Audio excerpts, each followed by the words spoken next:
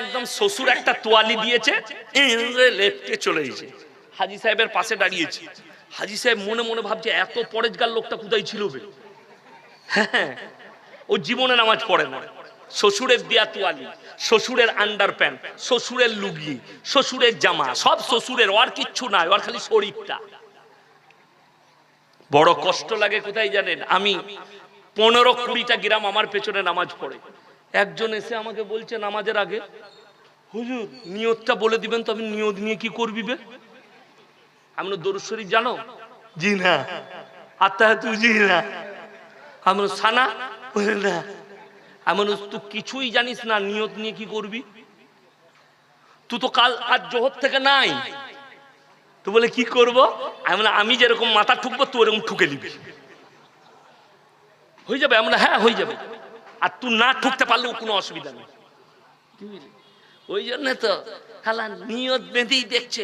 পাশে হাজী সাহেব সানা পড়ছে, সুবহানাকাল্লাহুম্মা ওয়া বিহামদিকা, কথা বলতে ইউ দেখছে হাজী সাহেব কি পড়ছে। হাজী সাহেব মনে মনে করছে আমার থেকেও বড় জাননেওয়ালা, কিন্তু কিছুই পড়ে নাই। মাল জানলে তো পড়বে।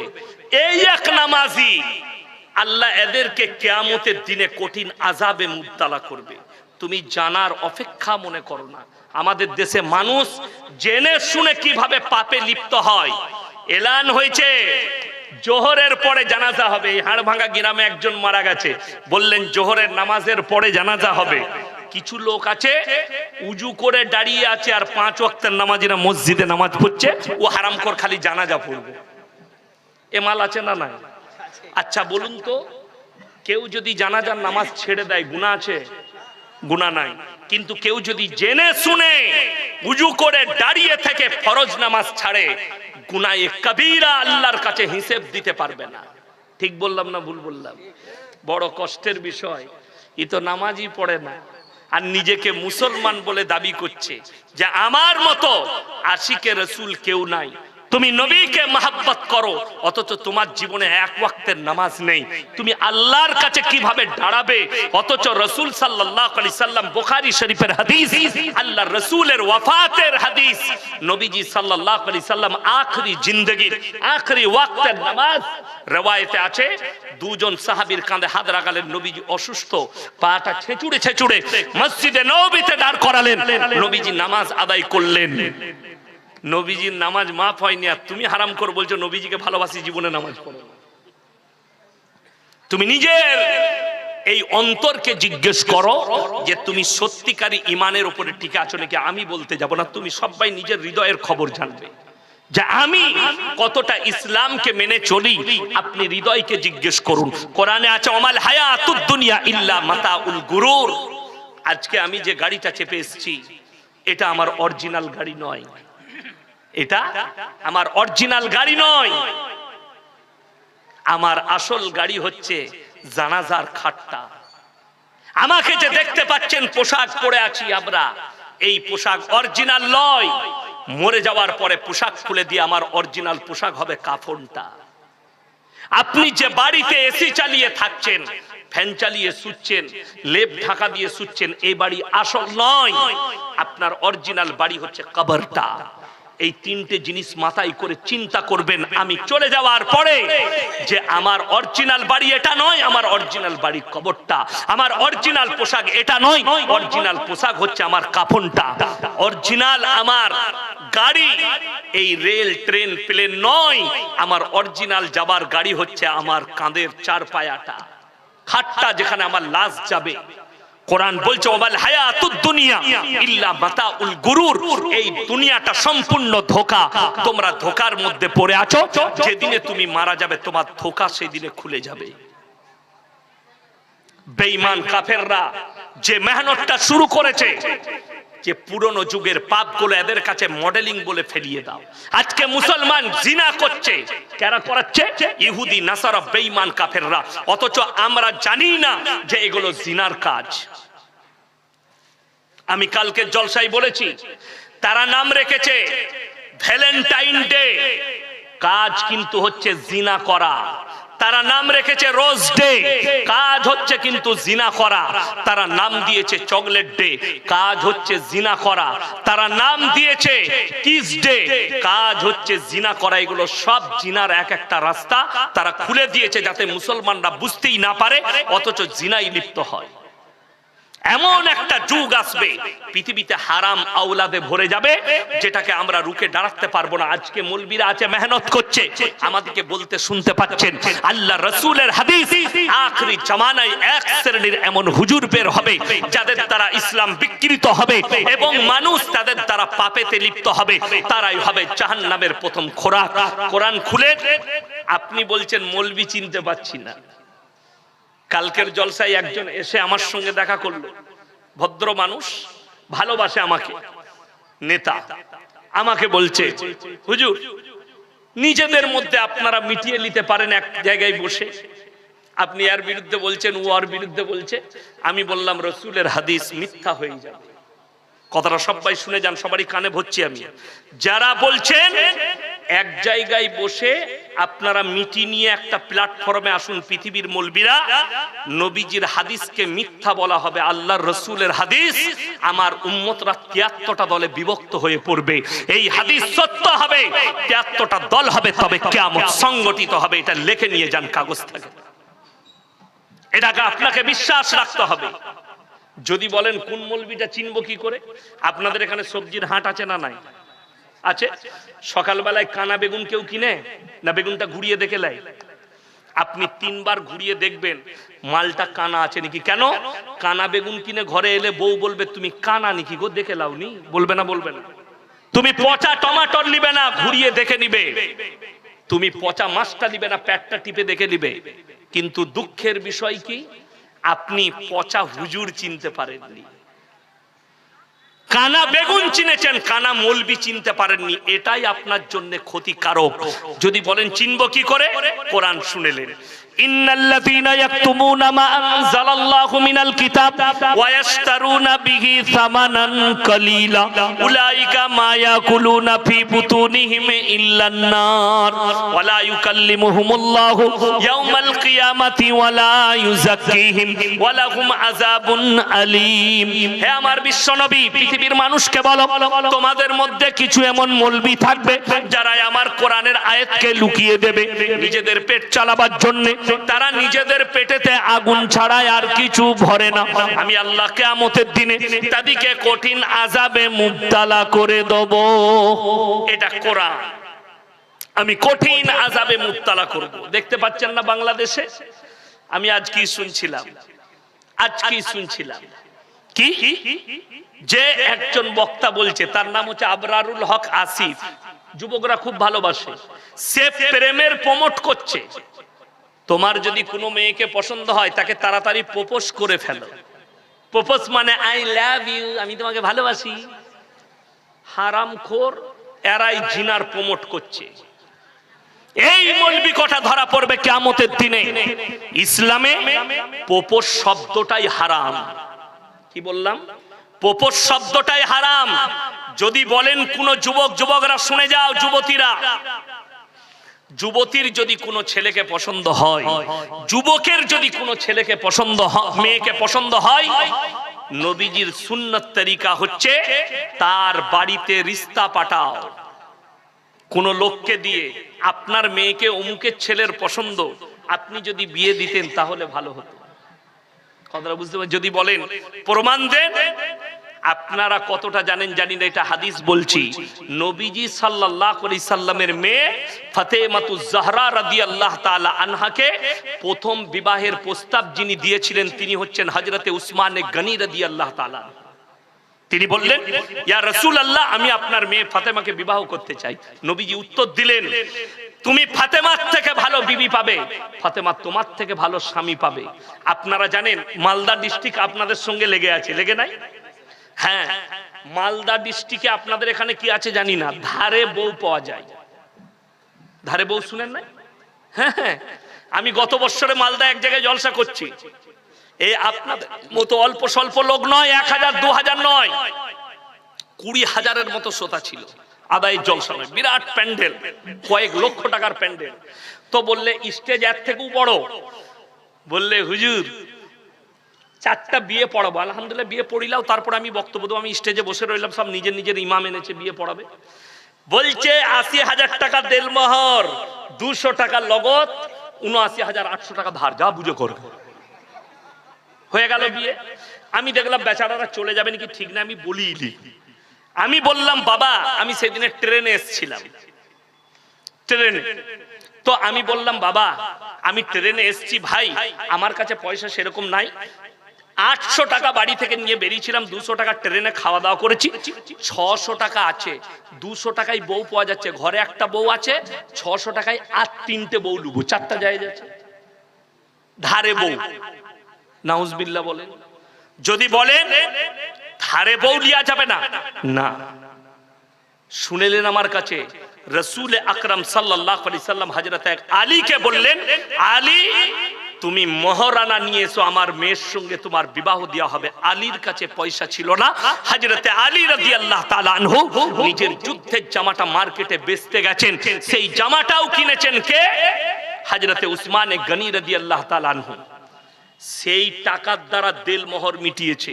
আর আমাদের দেশে 1 লাখ টাকা দেলমোহর, 200 টাকা লগত, বাকি বলে 99,800 টাকা ওটা বউকে বলবে আমি ক্ষমা করে দিলাম।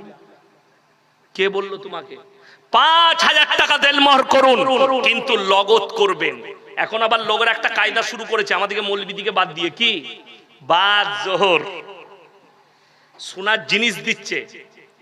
আপনাদের দিকে দেয় সোনার জিনিস, নতুন কায়দা দিয়ে দিলেন কিসে? এটা দেলমোহরের বদলে। আপনাদের মহারানা সম্পর্কে জানা আছে? কোন মহিলাকে যদি কেউ বিবাহ করে দেলমোহর দেয়, মহারানা দেয়, সেটা সম্পর্কে জিজ্ঞেস করার অধিকার আর তোমার থাকবে না।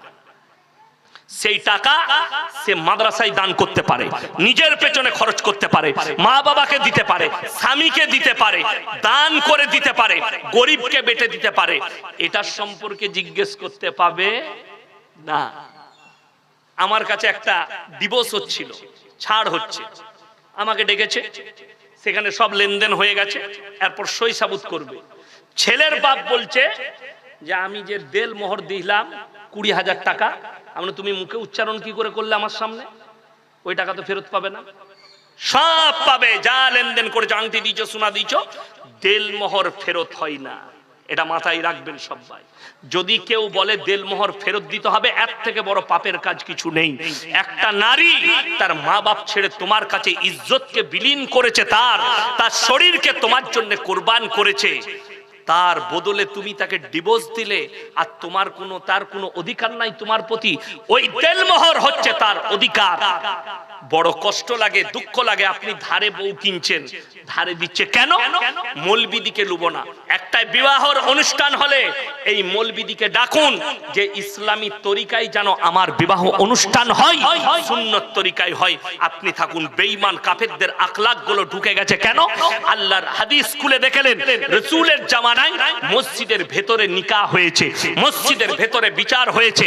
আজকে নিকাহ হচ্ছে প্যান্ডেলের ভেতরে। যত হারাম কাজ আমাদেরকে অ্যাটাক করে ফেলেছে, আমরা বেরোতে পারছি না কেন? বেঈমান কাফেররা ঢুকিয়েছে। বেঈমান কাফের আমার বর্তমানে দেখিয়ে দেবো, মুখে এক মুষ্টি দাড়ি, 5 ওয়াক্ত নামাজ পড়ে, হারামখোর, বাজনার সাথে ঘুরছে বিয়ে, মুসলিমদের বিয়ে। ইমামকে বলুন যে 1000 টাকা বিয়ে পড়ানো দে, তখন বলবে 1000 টাকা কি করতে লাগবে বে, 500 টাকায় হবে না। 500 টাকা, 1000 টাকা দিতে গায়ে বাজে। অথচ হারামখোর 5,000 10,000 খরচ করে ড্যান্স করছে, ডিজে বাজাচ্ছে। এদের লজ্জা শরম আছে? যে বিয়েতে হারাম কাজ হবে লেখে নিয়ে যান, তাদের দাম্পত্য জীবন সুখী হতে পারে, তাদের নেক সন্তান হতেই পারে না, তাদের দাম্পত্য জীবন সুখী হবে না। হারাম কাজ থেকে নিজেদিকে বাঁচাবো, জোরে বলুন ইনশাআল্লাহ। বেঈমান কাফেররা কিভাবে প্রমোট হবে শুনেলেন। আজকে যে আমি জলসা করতে এসেছি, আমাকে যদি জিজ্ঞেস করেন আপনার পরিচয় কি, বর্তমান জেলায় বাড়ি, আমি আমার বাপের নাম বলবো না মায়ের? কথা বলে না বাবা? আমি বলবো আমি মওলানা শওকত আলী মাজাহিরি ছেলে। আমার বাবাও বক্তা, অনেকে জানে। তো এইখানে যদি আমি ভাইকে জিজ্ঞেস করি আপনি কে, ই মায়ের নাম বলবে না বাপের? বাপের। যে আমি অমুকের সন্তান, বাবা যদি মারাও যায় তাও বলবে আমি অমুক পাড়ার অমুক গ্রামের মৃত অমুকের ছেলে, ঠিক কিনা? মায়ের নাম কেউ লিবে না। কেন?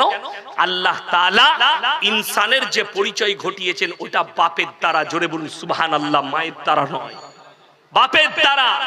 আপনাদের এখানে ছাগল নেই? ছাগলের ছানা হলে পাঁঠার ছানা বলেন না ছাগলের? ছাগলের গায়ের বাচ্চা হলে ষাঁড়ের বাচ্চা বলেন না গায়ের? গায়ের। কেন? আল্লাহ জানোয়ারের পরিচয় ঘটিয়েছে মায়ের দ্বারা। একটা জানোয়ার মাঠে যাবে, 5টা পাঁঠা তার সঙ্গে মিলামিশা করতে পারে।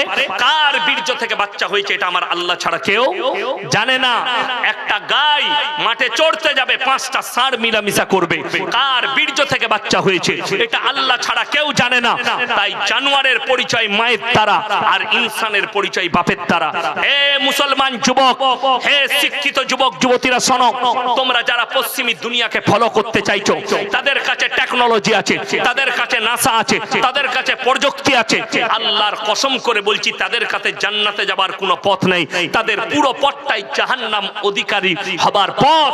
শুনে নাও, London, America, German, Japan, Australia, Brazil, New Zealand, আপনার যতগুলো বেঈমান কাফেরের দেশ আছে তারা তাদের পার্লামেন্টে পাস করিয়েছে এরপর থেকে যে যুবক বাঁচবে সে যদি চায় মায়ের পরিচয়ও বাঁচতে পারবে। কেন? তারা একটা জায়গার নাম দিয়েছে রিলেশনশিপ। সেই জিনিসটার নাম দিয়েছে রিলেশনশিপ। এখন যেমন যারা কলেজে পড়ে তারা জানে, আপনারা কতদূর জানেন জানি না, এই বাবাজিরা কলেজে যাই না। আমি অনেক কলেজ স্টুডেন্টের সঙ্গে আলোচনা করে দেখেছি, বর্তমানে কলেজে স্টুডেন্টরা একদিকে বসে, মেয়েরা একদিকে বসে, এই সিস্টেম নেই। কলেজের ভেতরে প্রেম আর প্রেমিকা এক জায়গায় বসে। বর্তমানের কথা বলছি, এত অবস্থা খারাপ। যদি বলেন প্রফেসররা কিছু বলবেন না, ছাত্র সংগঠন আছে। আপনারা জানেন চাইনা টেকনোলজিতে কেন পৃথিবীর মধ্যে এগিয়ে গেল? তার কারণ চাইনাতে ছাত্র সংগঠন নাই।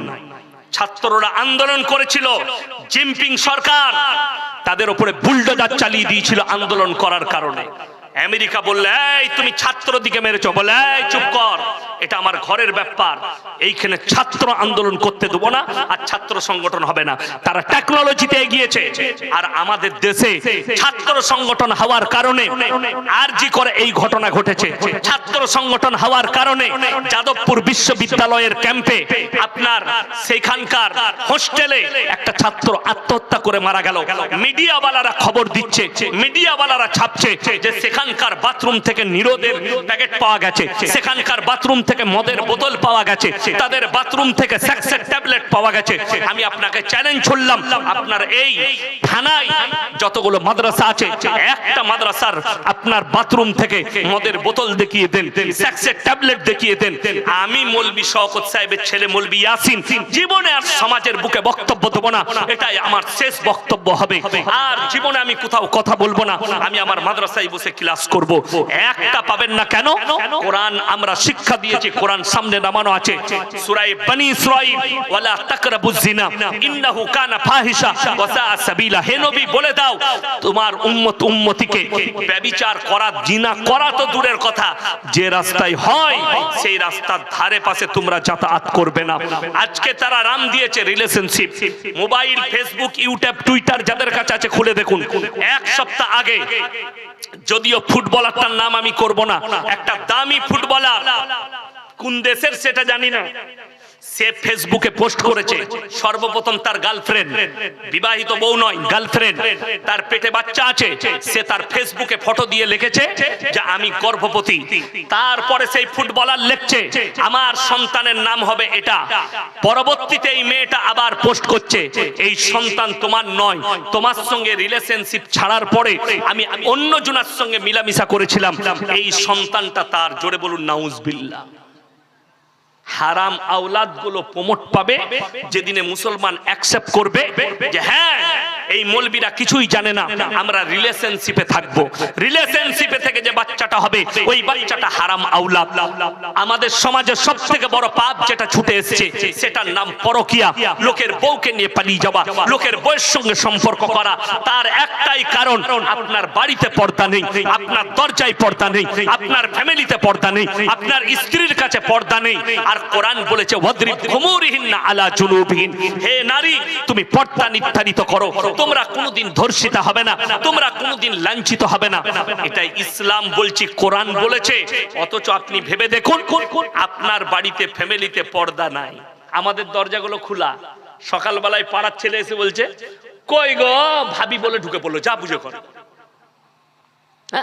ইয়াসিন সাহেবের সঙ্গে বন্ধুত্ব হয়েছে, আমাকে বলছেন মলি সাহেব আমার বাড়িতে একদিন আসুন না, দাওয়াত দিলেন, গেলাম, ঘরে বস করালেন।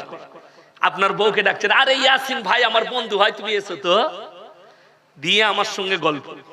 আবার একদিন এসছি, আরে ইয়াসিন ভাই আপনি ভাবির সাথে গল্প করেন, আমি একটু গিয়ে নাস্তা নিয়ে আসি। তো এরকম যদি আমি এক সপ্তাহ গল্প করতে পাই, তোর বউকে তো এমনি নিয়ে পালাবো আমি। কথাটা বুঝতে পারেননি? যদি বলেন কেন, তুমি তো সর্বপ্রথম হারাম কাজ করেছো। সেই মৌলবীকে জিজ্ঞেস করলেন না যে আপনি পর্দা করলেন না? একটা পর নারী আর পর পুরুষ নির্জনে থাকা হারাম। তৃতীয় নম্বর যে হাজিরি দিবে তার নাম হচ্ছে শয়তান, তার নাম শয়তান। ওই জন্য আমি বলে যাচ্ছি বাড়িতে পর্দা আনবেন, সকলে জোরে বলুন ইনশাআল্লাহ। আমাদের সমাজের পর্দা কি জানেন?